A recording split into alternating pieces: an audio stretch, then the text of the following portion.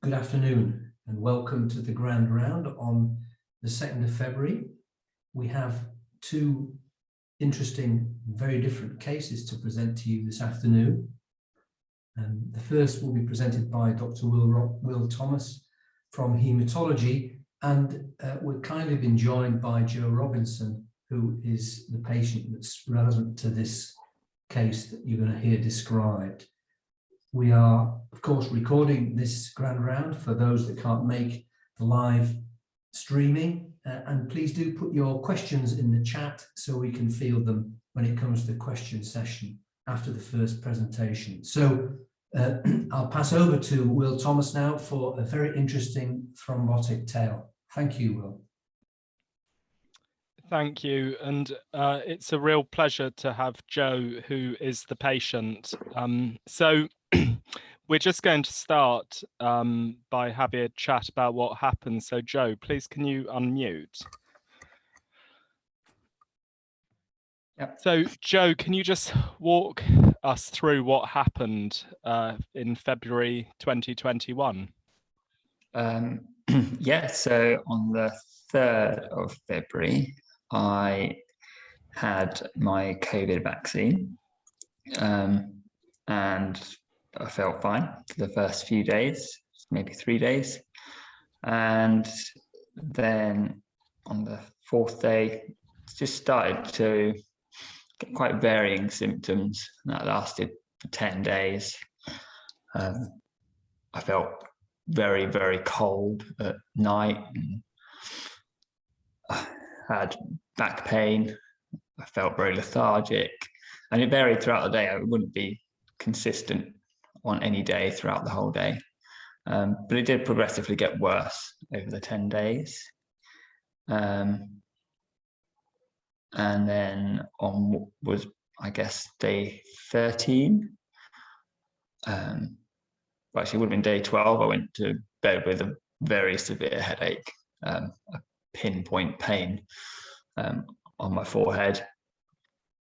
It disturbed my sleep, and then in the early hours of the morning, for what would be day 13, I woke up with severe pain and vomited. Tried to get back to sleep, but didn't manage it. And after a couple of hours, I thought I'd better wake my wife up, and yeah, I just said to her, you need to help me. I'm in a lot of pain here. And so we ran an NHS Direct. They sent out an ambulance. The ambulance assessed me. I was quite weak by this point, and I went to A&E. Had an MRI. Didn't find anything wrong. Blood tests. They thought I'd got a migraine. I had no history of migraine before. So I was given a triptan injection. Can't remember which one it was, one of the triptans, and sent home. I slept for a while. Headache came back, even worse. Went back to A&E again that night. And the doctor I saw that time, he picked up on my liver function. One of the tests for that was off slightly. So he said he'd book me in for tests to monitor that over the next couple of weeks, or in a couple of weeks' time. But other than that, they didn't find anything more. So I went home, and yeah, had some painkillers. Went home with some painkillers that time. Stayed off work the next day. Slept a lot. I think I slept most of the morning. Woke up around 3 o'clock. Thought I'd better make myself some lunch. And as I was making myself some lunch, I felt like I was going to faint. So I actually live in a bungalow, so I was able to run to the bed, jump on the bed, and hopefully stop myself from fainting. At which point I had a screaming noise in both my ears that started quite quiet and then became sort of a loud. I can only describe it as a jet engine noise, and then suddenly went away. When I got up, I realised I couldn't quite see the centre of my normal visual field. I tried to look at my watch and couldn't make out the writing on my watch. So I thought, oh, I've had a visual migraine before. I'll see what happens if I, just give it a few minutes, see if it eases at all. But actually, it seemed to only be getting worse. So after eating a bit, I called the doctors. I'd already been into the doctors a few days before when I was having the varying pains in my back. I went in thinking maybe I had a kidney problem, so I went in for some kidney tests, and that was fine. So the doctors knew I had been suffering since having the vaccine, and that's what they put down the varying pains to at that time, and lethargy. But when I went back to the doctors this time, my blood pressure kept dropping very low. So I took my blood pressure one minute, it was fine. It dropped very low. I wasn't really quite sure what was going on. I was able to read with my left eye, but not with my right eye. And she recommended that I go back to A&E for a third time, which I was a little bit resistant to do. And yeah, I did go back to A&E. And initially, I think they suspected I had meningitis, and they realised after a while that I had got visual changes. I think they missed out that initially, and then when they realised I got visual changes, they admitted me, did some more scans that night, and this is where I started to lose track. So Joe, maybe I'll take things from here. Can you tell everyone what vaccine you got? Was it Pfizer, Moderna, or AstraZeneca? It was the AstraZeneca. Okay. So I'm going to take things on and just give them an overview of what we then had from the hospital. So just kind of a medical summary. So Joe had around 2 weeks of headache and now vomiting, and he'd developed the following neurological symptoms. And so when he went to A&E, his platelet count was 87 with a normal fibrinogen. His D-dimer was not done, and he had a CT head which showed a left parietal lobe hemorrhage, which you can see on the screen. And so this, I suppose it's slightly hard to order the tests exactly, because we actually did the PF4 ELISA something like a month after we first met Joe, but it was strongly positive.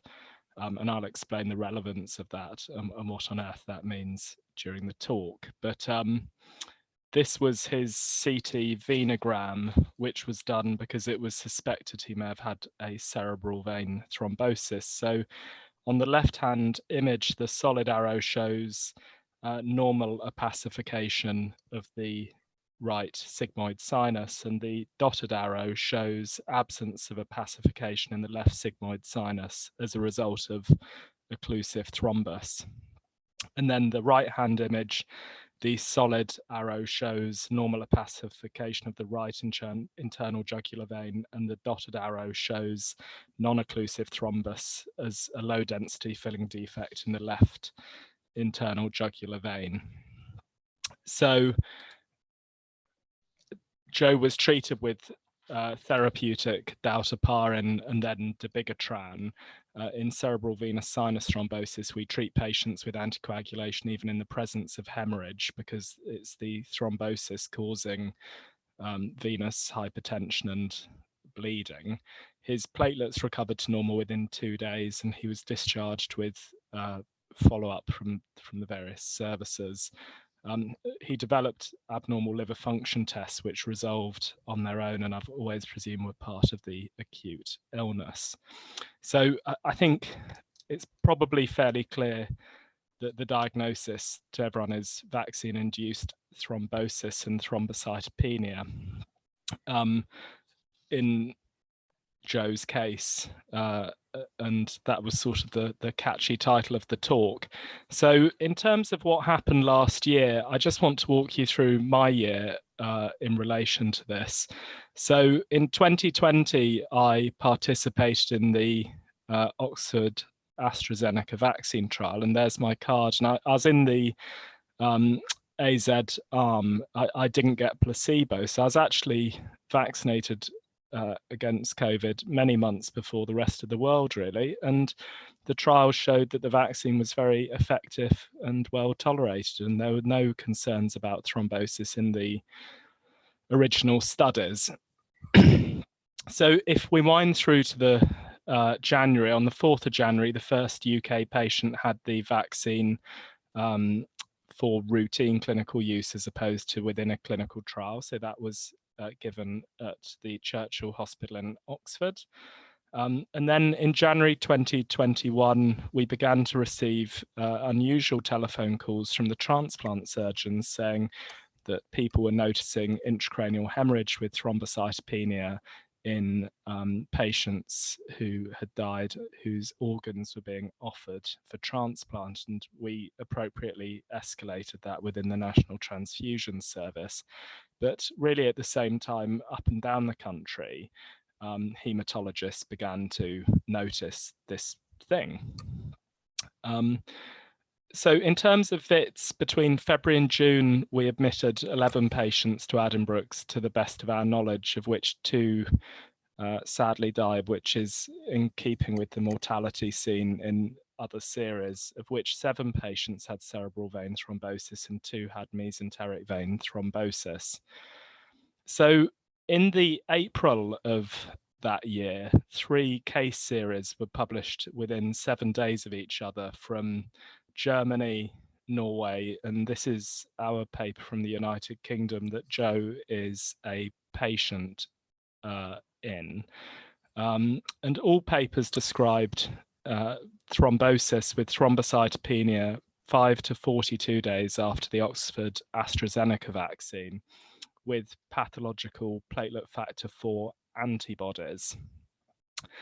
And so if we summarize the key findings, the antibodies occurred up to 42 days after vaccination. If you actually check for antibodies, they're present in a few percent of the population as naturally occurring phenomenon, but obviously in the vast majority of patients don't cause disease. But the key clinical features were severe headache with cerebral vein thrombosis. Often you see headache in these patients irrespective of whether they have clots or not, for reasons we really don't understand. So we routinely perform CT venograms and kind of thrombotic staging of CT chest, abdomen and pelvis to look for sort of unusual sites of thrombosis. And patients have arterial and venous thrombosis coexisting, including mesenteric vein clots. It's very unusual to get arterial and venous clots together, and there's a limited list of conditions that cause this. Some patients don't have thrombosis at all but feel dreadful, and they're in a sort of pre-thrombotic state, a bit like immune thrombocytopenia, except they require some slightly different treatment to bog standard ITP.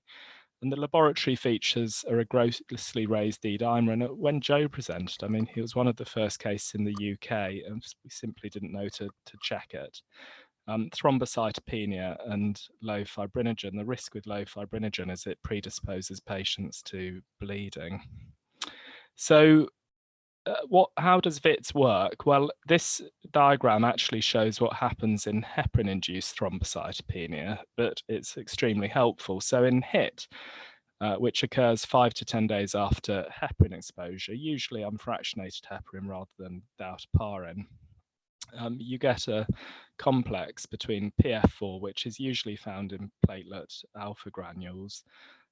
So you get heparin PF4 complex, and you get an IgG formed to the PF4 heparin complex, and this immune complex is absorbed onto the FC receptors of platelets, and it causes platelet removal by the spleen, and the other thing it causes is platelet activation with procoagulant effect and thrombosis, especially in arms and legs, leading to peripheral gangrene and the need for amputation. So that's how HIT works. So the way VIT works is you get a complex forming between anions in the vaccine and PF4 complexes. So it's the same mechanism, except instead of heparin, it's bits of vaccine causing the PF4 complex to change shape and allowing the IgG to bind to it.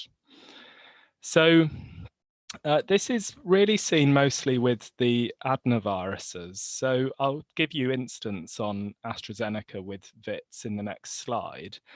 But the two vaccines it's really predominantly been a problem with are the AstraZeneca and the Johnson & Johnson. So they're both adenovirus. Novavax, to the best of my knowledge, no cases reported, and Sputnik, to the best of my knowledge, no cases reported. So Johnson & Johnson's predominantly been used in the United States, and they, on a preprint, have reported an instance of 3.5 per million.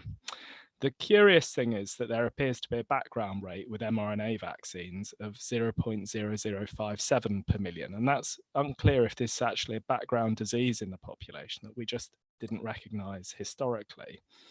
Because we do see patients with low platelets and clots, but we'd never have thought to check a PF4 ELISA in those patients historically.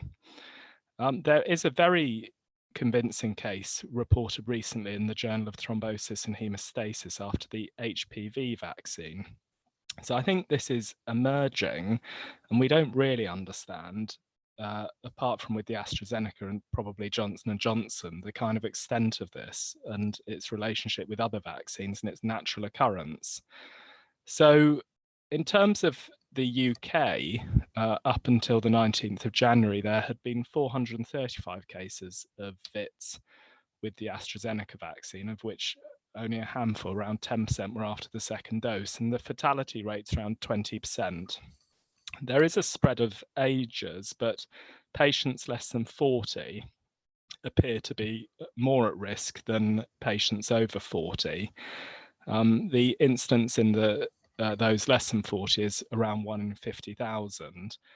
And I think if there were 435 cases, so the incidences here, it's 15.5 per million first doses, so which equates to something like 1 in 75,000, I think. And after second doses, the incidence drops to 2 per million. So it's predominantly a first dose problem. And around a third of patients had had cerebral vein thrombosis. So that's really one of the predominant problems with the vaccine. But you can see the top line here, and I don't have the denominator for these, but there's a very small number of cases with the Moderna and the Pfizer vaccines, although it's difficult to know the significance of these because my haematology colleagues nationally have been a bit skeptical about these cases because these are MHRA reports as opposed to cases that have been reviewed by a haematologist necessarily. So testing for VITS was a problem because we use the Werfen AccuStar assay in Addenbrooke's routinely for HIT, and that's shown diagrammatically up here. But the AccuStar or chemoluminescent technology does not pick up VITS. You have to use an ELISA. So we had to set up the ELISA assay very quickly, and so that's diagrammatically shown here. Other commercial assays, so latex assay and gel card, were both negative for VITS. We don't understand why the ELISA is positive and the other assays are negative. That's something that's sort of ongoing at a research level. But it did mean setting up these tests extremely quickly and having them available every day of the week, because we got an absolute deluge of patients with headaches following the AstraZeneca vaccine where there was an urgent need to exclude VITS. So, and Joe's PF4 was strongly positive, I should just add, confirming the diagnosis of VITS. So this is some UK experience of VITS from the 294 cases, and a daily panel of haematologists formed to discuss cases and give some clinical advice. But of those on this histogram, predominantly cerebral vein thrombosis was seen, but also intracranial hemorrhage, DVT, PE, and a range of thrombosis at other sites. And then in terms of clinical features of patients, these histograms in blue show live and in red dead patients, and you can see a spread of ages in figure A. But if I just look here at platelet counts, you can see predominantly patients have platelet counts of less than 100. And D-dimers in the bottom panel on the x-axis gives the D-dimer in thousands, so 0 up to 100,000. And you can see patients tend to have D-dimers of up to 1,000 or more. So a very high D-dimer is sort of hallmark of this condition. So from that UK series, the mortality was around 1 in 5, and the odds of death increased with cerebral vein clots, profound thrombocytopenia, and increase in D-dimer and low fibrinogens. And that was confirmed. So if your platelets were less than 30 and an intracranial hemorrhage, the risk of death was 73%.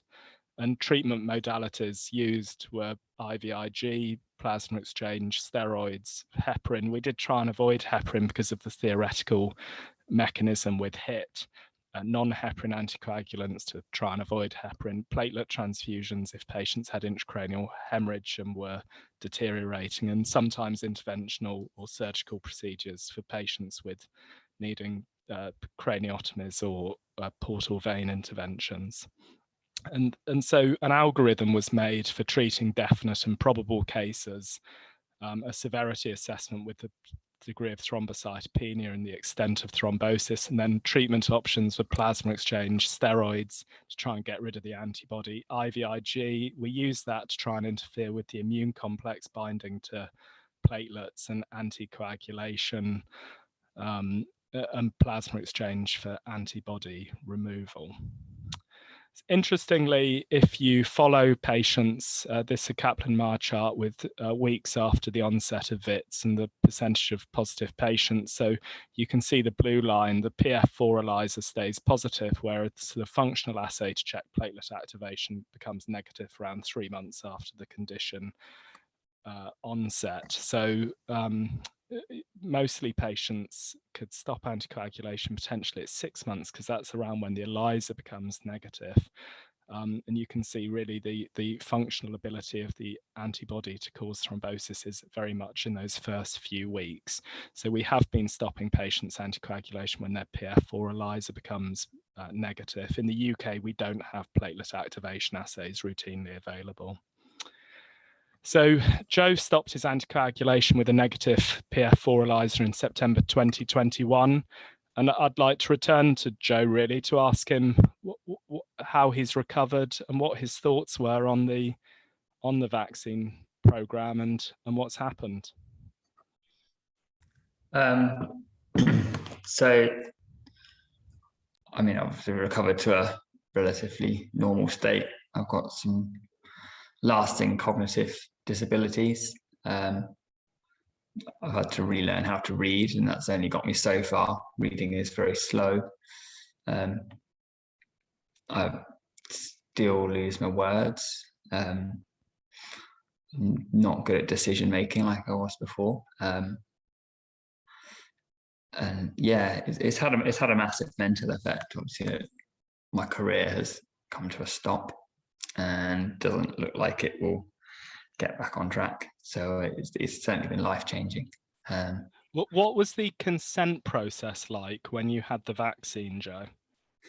Bearing in mind we didn't know about this problem, but was there a consent process? No, not really. There was no handout. There was nothing to take home. It was really a case of, if I remember it correctly, it was you sort of log in online, turn up on the day and sign in, and just then have the jab. And yeah, Joe, just the last question, because then there'll be a few questions. What's happened with the vaccine compensation scheme? As I understand it, the government have a compensation scheme, but historically 3% of claims are successful. It's been non-existent. I haven't had any financial support. The only support I've had is the support the NHS has provided me with my recovery and dealing with the effects. In terms of actual lifestyle support, there's been absolutely nothing so far. it seems that the government has little interest in helping these people out. That whenever it's sort of been in the media, it's very much been brushed aside, and the government statement has always been that the vaccine damages payment scheme is a safety net. But I mean, tomorrow is a year from my jab, and to have received nothing but the acknowledgement I've applied, that's not much of a safety net. You know, families are in a worse situation than I am, with no income for a long period. And if they're saying there's a safety net, then I don't see how they can call it that, because if it doesn't happen, if people don't get it at the right time, it's not a safety net. People are dropping straight through these problems. It's useless. I agree. So Joe, usually there are some questions at this point, but Professor Chinnery usually puts them to us. Yeah, listen, Joe, thank you very much indeed for taking the time to speak to us. Very powerful for all of us to hear your story and the impact it's had on your life. So big thanks, and please don't underestimate the impact it will have. So the first question is from Dr. Firth. An excellent talk, he says, and many thanks to Joe. And the question is a technical question. Why does the functional effect of the antibody wane over time? Over to you for that, Will. Yeah, so the reason for that, I think, is that you get the antibody is to the PF4 and the vaccine hapten. Now, my presumption is that the antibody stays there for a few months, then wanes and goes away, but the vaccine fragments are cleared in a few weeks. So although you've got the antibody there, the actual haptens disappeared, the kind of vaccine bit that binds to the PF4 to allow the whole immune complex to form. So once you've cleared that bit of vaccine that's got into the bloodstream, your functional ability of the antibody fades. And so there was all that controversial sort of talk about whether the vaccine should be aspirated once you inject into the muscle, because the policy, I think, was not to aspirate, but just to inject it straight into the deltoid. Thank you very much. The next question is from Mark McClure. Any thoughts on the impact of age, and does a similar association exist for HIT? Yeah, so for HIT, we don't see an age association. It's usually old patients who have had cardiac surgery. I don't know why the age thing was an issue. Maybe, look, what do I know about immunology? But maybe they have a more active or angry immune system, but I don't know. The other possibility is old people weren't recognised, that they were just tucked up and given some anti-coag. That's a strong possibility that none of us are really sure about. I'll just ask the last question, if I may, Will, from a neurological perspective. It's tempting to speculate that many of the cases of cerebral venous sinus thrombosis that we see, where we don't identify a cause, might also have an undefined antigen stimulus or environmental stimulus. I'm just interested in your thoughts on that, and whether anyone's considering looking more systematically across people who've got CVST. Yeah, for sure. This raises the question of I guess let's just take this, but maybe there is a natural background rate. And I think you're completely right. The reality is, for lots of unprovoked clots, we have no idea why they happen. And haematologists go around saying that it's sort of undiagnosed genetic thrombophilias, but why shouldn't they be environmental? We know almost nothing about this. And our knowledge of unprovoked thrombophilia has barely progressed in many respects since Dr. Baglin's publication in The Lancet 20 years ago, it feels like at times. Great. Well, we've come to the end of our first half hour. There is another question in the chat, Will, that it'd be great if you could answer, from James Varley. And just to thank you, and particularly to thank Joe for joining us today, and to wish him the very best for the future. Thank you. Thank you. So, thank you. Good. So let's move on to our second presentation. This is from Dr. Niamh Byrne, who is an ST4 on behalf of Dr. Pamela Todd in dermatology. And she's going to talk to us about devices, deep trouble, and the dermatologist. Over to you, Niamh. Hello, thank you for the introduction. So I'm going to start with some cases which we've had in our patch test clinic in the dermatology department. So the first case is a 4-year-old girl who in May 2018, when she was 18 months old, had severe pneumococcal meningitis. She had quite a complicated, prolonged hospital stay, but she made a full recovery and she continued to meet her normal developmental milestones. She was known to be allergic to egg, soya, nuts, and ciprofloxacin. In October 2020, aged 3 years old, she went to have a nap, and when her mother tried to wake her, she was non-rousable. So when she arrived at the hospital by ambulance, she was in a low conscious state and she had a fixed dilated pupil. And CT scans showed that she'd had a large intracerebral and intraventricular hemorrhage with midline shift, similar to the image shown here. So she underwent an emergency hemicranectomy with partial hemorrhage evacuation, and a ventriculoperitoneal shunt was placed. So the defect in her skull was closed with a temporary bone flap, and then she had a helmet put on for protection of that. She had extensive investigation, but no cause was found for the hemorrhage, and unfortunately she was left with a severe brain injury. In May 2021, so 7 months after her original operation, she underwent an elective cranioplasty with a titanium plate. 10 days after the operation, she developed a low-grade fever, swelling, erythema all over the left side of the scalp where the scar was, and then it tracked down onto the left side of her face and involved her left ear, as you can see here. So at this stage, infection was highly suspected. So she was brought back to theatre, the plate was removed, tissue and swabs and CSF were all sent to microbiology, but nothing was cultured. She was treated with IV ceftriaxone for 4 weeks, and then the plate was sterilised and it was reinserted. After the second cranioplasty, again day 10 to day 14, she started to develop swelling and erythema over the left side of the scalp, which you may be able to appreciate here on the forehead. You can kind of see a sulcus because of the swelling, and this was boggy to palpate. Again, she was treated with IV antibiotics, but it didn't improve things. And after some time, a possible allergy to the plate itself was suspected, and our dermatology team was consulted. So we did patch testing to our standard battery, our metals and extended metals battery. And at 48 hours, she was found to have a cobalt chloride positive reaction. And at 96 hours, she had a positive reaction to cobalt chloride and vanadium chloride. Now, we were unsure of the relevance of this in the beginning because we knew that her plate was made out of pure titanium and she was negative to titanium. But we did some investigating and we found out that actually the screws being used to hold the plate in place to the skull did indeed contain vanadium. So we diagnosed with a possible contact allergy to these vanadium within the screws being used to hold the plate in place.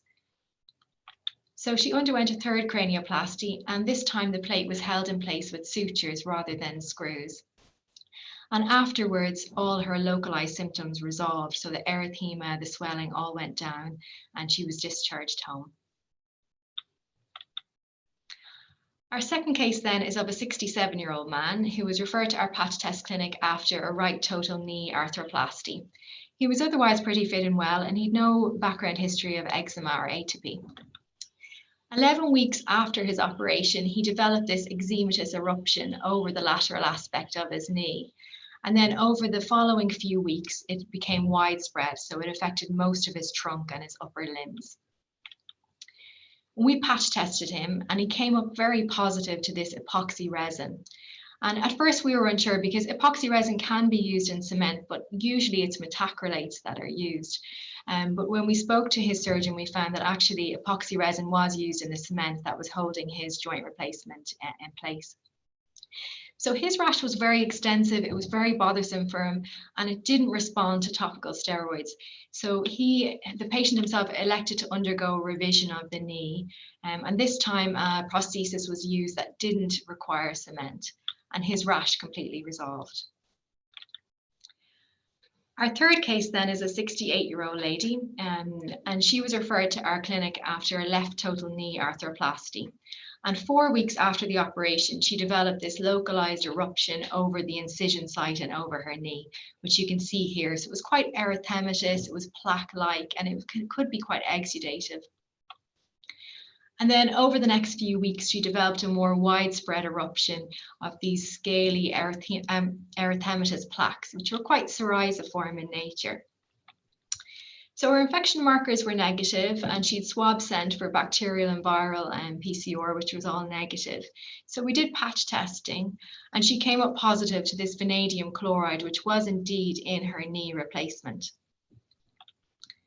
Now, she responded quite well to topical treatment, and her rash completely resolved with the use of topical steroids. So she elected not to undergo revision, and she's done quite well. Our third case is a 62-year-old woman with a background history of melanoma and BCC, and she had undergone a total hip arthroplasty. And 4 weeks after the operation, she developed this very severe facial eczema. Now, unfortunately, I don't have images of it, but it was quite extensive and severe, particularly around her eyes and on her eyelids. So much so, it was very difficult for this patient to go outside and to do her normal day-to-day stuff. And then she went on to develop more milder patchy involvement of her trunk and limbs. She did have some partial improvement to oral steroids and then topical steroids. And when we did the patch testing, she came up positive to cobalt chloride and vanadium chloride. Both of these were contained in her hip arthroplasty. And also she came up positive to methyl methacrylate, which was in the cement used to fix her arthroplasty in place. Interesting, she never had an eczema or she never had a contact allergy to these elements before her hip replacement. So she was able to come in contact with metals with no problem. She was able to come in contact with things with methyl methacrylates in them with no issue. So for example, these would be used in gel nails. They're used in facial kind of makeup setting sprays, hair sprays. They're also often used in those silicone fillers that you get in DIY shops. So she'd no issue before with these allergens, but after her hip replacement, if she came in contact with any of these, again, her facial eczema would really flare quite severely. So, I mean, it's possible that she had a type 4 hypersensitivity to these allergens before she had her hip, and perhaps it was just subclinical. Or probably more likely, she became sensitized to those allergens from her hip replacement. So she went on and she avoided all methacrylates, and she really minimized any external contacts with metals, and she did very well, so her eczema settled. So as long as she stays away from these things, she is well, but her eczema will flare if she comes in contact with them. And our final case then today is slightly different. So this lady was referred to our patch testing clinic for preoperative testing. And she's a 48-year-old woman. She has an atrial septal defect, and she's awaiting an endovascular closure. And the closure device that's going to be used contains nickel and titanium. And she gives a very convincing history of a metal allergy. So we did patch testing, and she came up positive to nickel, but not to titanium. So then we were actually able to get the endovascular device that could potentially be used. And we patch tested her directly to this. And she did have a very strong positive reaction to the inner section of the implant. So now her surgeon has her surgeons have the difficult decision to make about whether they proceed with the endovascular placement or whether she has open cardiac surgery. So sometimes these decisions and these testings are quite high stakes.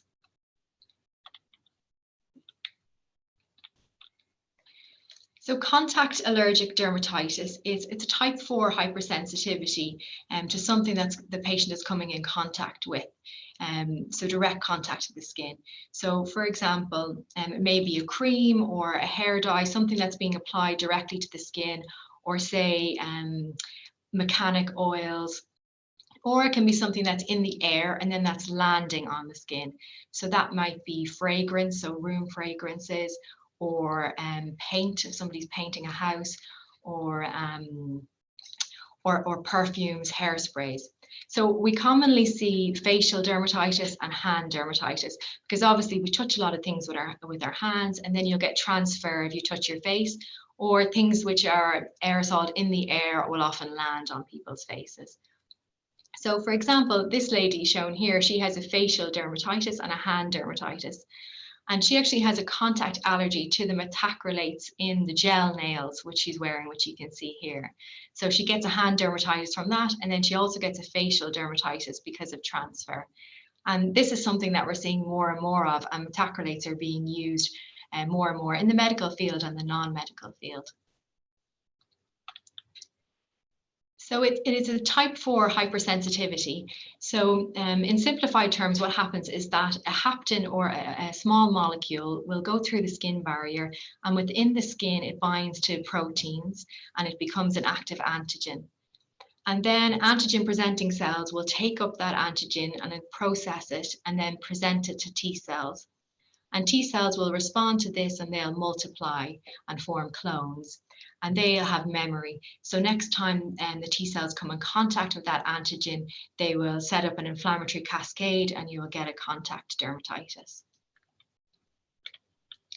So in order to diagnose it, we do patch testing in our clinic.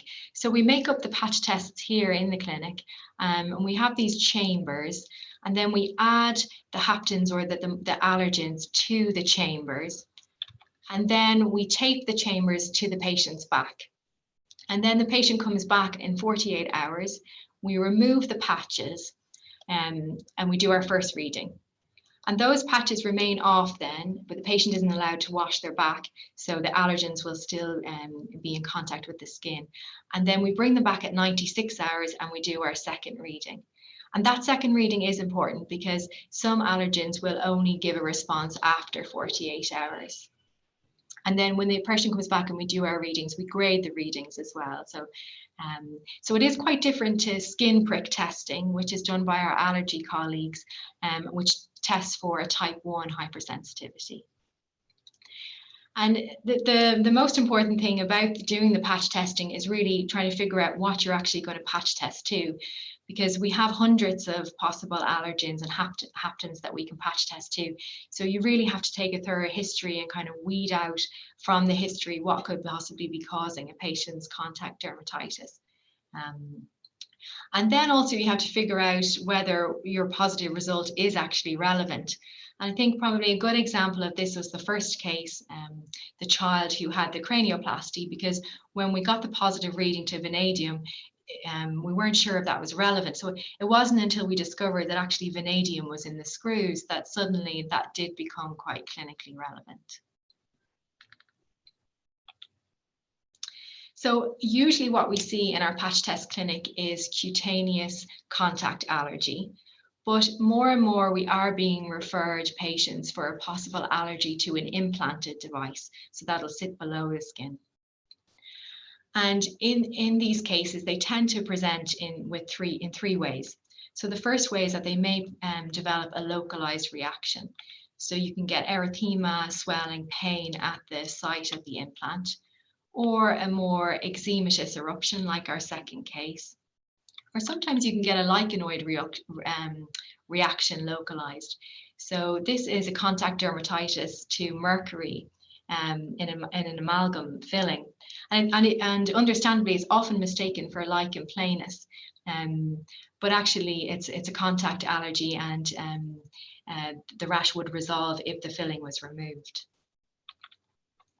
And then sometimes patients present with a more generalized eruption. So for example, like our lady who had the psoriasiform rash, sometimes it's more eczematous, and it can be more discrete or subtle in darker skin types. And sometimes patients will actually present with a buttock rash or perianal rash, even though the implant is far away from that site. So that's a phenomenon that we do see. And the third way that these patients present is with implant failure. So you may get aseptic loosening of a joint replacement, or stenosis or thrombosis of a stent. And it's not just relevant in terms of orthopedics, because I mean, more and more implants are being used across all medical specialties and surgical specialties. So it's really becoming relevant to a lot of specialties. So for example, cardiology with stents, with pacemakers, with valves, urology with JJ stents, you've common bile duct stents, so the hepatobiliary team, the interventional radiology, dentistry, MaxFax, oral medicine, gynecology, GP, vascular with EVAR stents, neurosurgery like our first case, and endocrinology. So more and more insulin implant devices are being used, and allergy has been reported in all of these type of implants. So it's something that we're going to see more of, and it's something that's going to be relevant to all specialties. And sometimes it can be a little bit difficult to kind of pinpoint the exact timeline.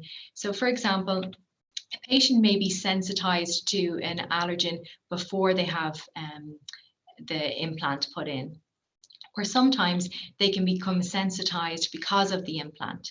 So a big example would be metal on metal bone joints. So they rub off each other, and then ions are released into the surrounding tissues, and then patients can develop a contact allergy to those ions. And we do know that ions are released from metal joint implants, because I know recently at Grand Rounds we had the really interesting case of the patient who developed the cardiomyopathy due to cobalt that was being released from an old joint replacement. Or potentially a patient could become sensitized after their implant is put in. So an example of this would be an allergy to methacrylates. So methacrylates may be used in cement for joint replacements. And then later on down the line, the patient may become sensitized to methacrylates. So for example, through the skin. So as we said earlier, the gel nails, the silicone DIY fillers. And then they may run into problems with their implant.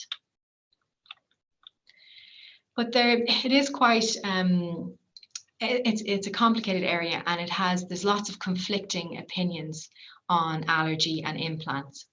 And part of the reason for that is that so all patients who have a cutaneous allergy to an allergen, not all of them will have an issue if they go on to have an implant with that allergen. So for example, roughly about 17% of women and 5% of men will have a nickel allergy. But allergy to a metal joint is only reported in about 0.1% of cases. So we don't fully understand why some patients with a cutaneous allergy to an allergen will, if they have an implant with that allergen, will have a problem, and some will not. So we don't fully understand that. I mean, it's likely to do with the immune response. So if you have an implant that's under the skin, and that's in a closed environment, and it's in constant contact with subcutaneous tissue, it's likely that that immune response is slightly different to, say, a haptin or an allergen that's coming in direct contact with the skin intermittently. So if we go back to our first diagram, one of the main differences will be the antigen presenting cells. So in the skin, these tend to be Langerhans cells, which are very good at presenting antigens. We know that. But in the subcutaneous tissues, the antigen presenting cells tend to be dendritic cells or macrophages, which aren't so good at presenting antigens. So this is just one of the differences, that the immune response may be slightly different in implant allergy. So if the immune response is slightly different, what do we use to diagnose it? Well, we still use patch testing because it's the best test that we have and it's available to us. There was hope that perhaps lymphocyte transformation test may be more accurate in implant allergy because it's testing more systemically. So lymphocyte transformation testing looks at the reaction of lymphocytes when they are exposed to an allergen. So a patient sends a peripheral blood test. The lymphocytes are taken from that blood, and they're then incubated for a few days with the allergen and also without the allergen. And then you measure the response. So how is the lymphocyte, does it reproduce? But unfortunately, this isn't widely available. So this is only really used as a research tool. It's a technically very difficult test to do in the lab. It's expensive. The results aren't standardized yet. And it does give false negative results. So at the moment, patch testing is still gold standard. And the other reason for the conflicting opinions on allergy and implants is that the evidence is also conflicting. So most of the evidence with allergy and implants is looking at allergy and joints. So in particular, allergy and joint failure. So for example, the top study here that I've listed, that looked at 356 cases of patients with a known metal allergy who had a metal hip replacement. And there was no increased risk of these patients needing a revision compared to controls without a metal allergy. But we do have to remember that the primary outcome in this looked at revision, and that may not be so accurate because a lot of patients may have problems with their joint, but they might choose not to undergo revision because it's a big operation and they may be elderly. And other studies have shown the opposite to this. So for example, below this is a case series that looked at 40 patients who were undergoing a revision of their hip allergy, and there was of their hip arthroplasty, and there was a higher rate of metal allergy in those patients compared to controls. And then there was a literature review published, and that found that patients with a well-functioning arthroplasty were more likely to have a lower metal allergy prevalence compared to those who had a poorly functioning arthroplasty. And then this is a smaller study that was done looking at osteolytic lesions around implants. And that found that patients with a metal allergy were much more likely to have osteolytic lesions compared to those who didn't have a metal allergy.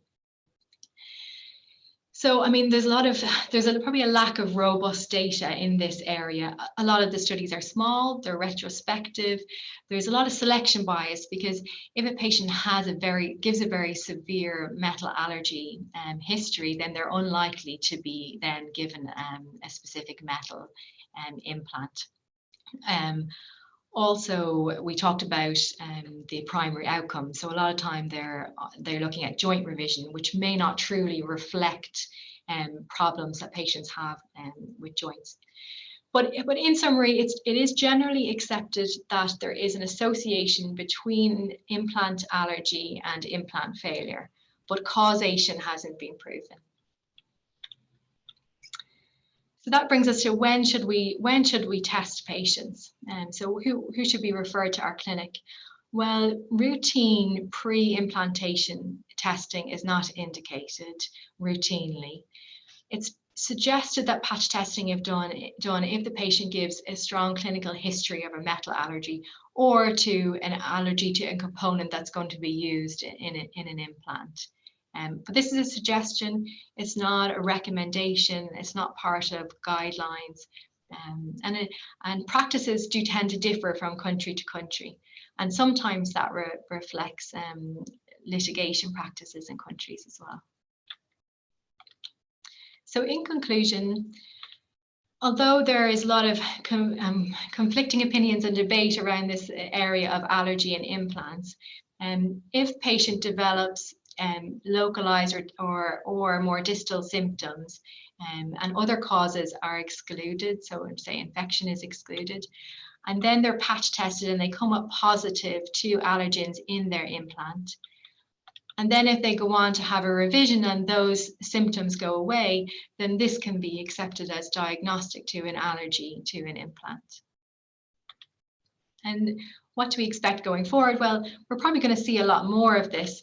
I mean, at the moment, roughly around 160 total knee and hip replacements are done in the UK every year. So, our orthopedic colleagues are really busy, and that's going to continue as patients we live longer. More people are going to need a joint replacement, and also people are going to end up requiring more revisions because a joint replacement will only have a certain lifespan. And then with all medical advances as well, we're seeing more and more implants being used across all specialties. So I think that this is probably something that we're going to come across more and more. Thank you. Thank you very much indeed, Neve. Beautifully clear presentation of an interesting problem. Let me just see if there are any questions. There aren't any questions that have popped up, but just as people are thinking, it just strikes me that this would be an ideal area for genetically targeted personalized medicine. Could you predict who was going to respond in this way in advance? And have there been any genetic studies to identify whether there are certain, immunological genetic profiles of people who get contact dermatitis from metals? Yeah, I mean, having genetic testing would be brilliant, because obviously we don't know why some people will go on to have a problem and they don't. So the example of the 17% of women and 5% of men having a nickel allergy, but yet only 0.1% of people having an allergy to a joint. So, and we don't know at the moment who is going to have a problem. And also, if you patch test everyone, some people may have a negative patch test, but then they become sensitized to the joint once the joint is being put in. So it'd be wonderful to have a test that you could do beforehand to see, well, is that person allergic to a metal? Are they going to run into a problem? Or if they're not allergic at the moment, do they have a predisposition? Are they going to get sensitized to an implant that's being put in? So I mean, that would be wonderful. And when I did kind of reading around for today, I haven't come across that, but I couldn't say for certain that there isn't any studies out there looking at that. Yeah, I just wonder whether or not the phenotype is either directly or indirectly measured on UK Biobank participants. Maybe contact dermatitis is one of the phenotypes, in which case the data will all be sat there for you to mine to discover this genetic association. So there's a question from Cheryl France, which says, my daughter had braces, and approx a week after developing them, she developed a range of symptoms. One rheumatologist thought it could be a nickel allergy that was ingested through sores in her mouth. Have you seen this? Well, I mean, you can get reactions to braces, so you can get a nickel allergy, and that could cause localized symptoms, and it could cause more systemic symptoms.